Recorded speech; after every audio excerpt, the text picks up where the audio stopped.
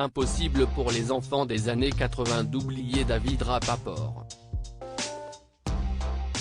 Le comédien incarna Simon McKay, le magicien. Hollywood avait pour lui bien des projets, David Rapaport en a décidé autrement.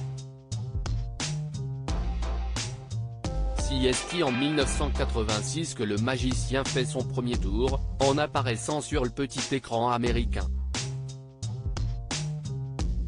La série créée par Michael Berk, Douglas Schwartz et Paul B. Radin est diffusée en France 2 ans plus tard, à partir du 24 décembre 1988. Elle s'installe sur TF1, dont l'émission La Une est à vous, à l'époque présentée par Bernard Montiel. Comme la série Manimal, dont Simon McCorkindale était le héros, le magicien deviendra culte en n'ayant connu qu'un nombre limité d'épisodes. En tout et pour tout, la série multi-rediffusée depuis son arrêt, n'a en effet eu que 19 épisodes. Les enfants des années 80-90 n'oublieront pourtant jamais le héros Simon McKay, le héros. Ce dernier a la particularité d'être de petite taille, ce qui ne l'empêche pas d'être un inventeur de génie. Il conçoit des jouets pour les enfants, des appareils pour handicapés, et met également ses connaissances au service du gouvernement. Dans ses aventures, il est toujours secondé par Tilly Russell, Fran Ryan, sa femme de ménage ronchon au grand cœur, et par le séduisant Alex Jagger, Douglas Barr, un agent du gouvernement chargé de la protection de Simon. Le trio combattait ainsi le crime et défendait la veuve et l'orphelin.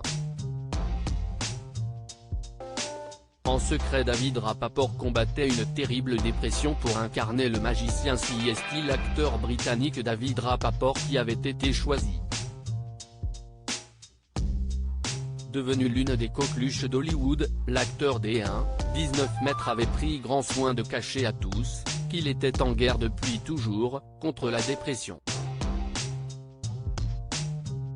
Le 1er mai 1990, jour du 14e anniversaire de son fils, l'acteur se saisit d'un pistolet acheté quelques jours plus tôt, et se rend à travers les collines jusqu'à un parc de Laurel Canyon. Selon son cousin Frankie Lee qui témoigna longuement dans le Los Angeles Times, l'acteur a choisi l'un de ses endroits préférés. Dans une petite clairière au fond du parc, il s'est allongé face à la cime des arbres, et s'est tiré une balle en plein cœur. Il venait pourtant d'être choisi pour interpréter le rôle de Kiva Pageau dans Star Trek, la nouvelle génération. Certaines scènes avaient déjà été tournées, et ont dû être refaites avec l'acteur sélectionné pour le remplacer, Saul Rubinek. Son corps fut rapatrié au Royaume-Uni. Il repose au cimetière de Waltham Abbey dans le Sussex. Je n'avais pas la moindre idée qu'il était déprimé, a déclaré Marsha Goodman, qui avait travaillé avec David Rapaport sur Captain Planet, série animée dans laquelle il prêtait sa voix à un robot. Je suppose que c'est le signe que c'était un très bon acteur car nous n'avons jamais vu transparaître cette souffrance dans son travail. Il nous parlait toujours de tous ses projets en cours, des scripts qu'il écrivait. Il était fiancé et prévoyait de se marier et il était si heureux. Son cousin révèle pourtant qu'avant de se donner la mort, Rapaport avait déjà effectué une première tentative. 2 semaines avant la date de son mariage, il avait garé sa voiture sur un tronçon de route caché et avait fait passer un tuyau d'arrosage du pot d'échappement à l'intérieur. L'acteur avait été retrouvé à temps et avait juré qu'il n'attenterait plus jamais à ses jours. Comme Hervé Vilches, le bien-aimé tatou de l'île fantastique, il a perdu son combat contre ses démons.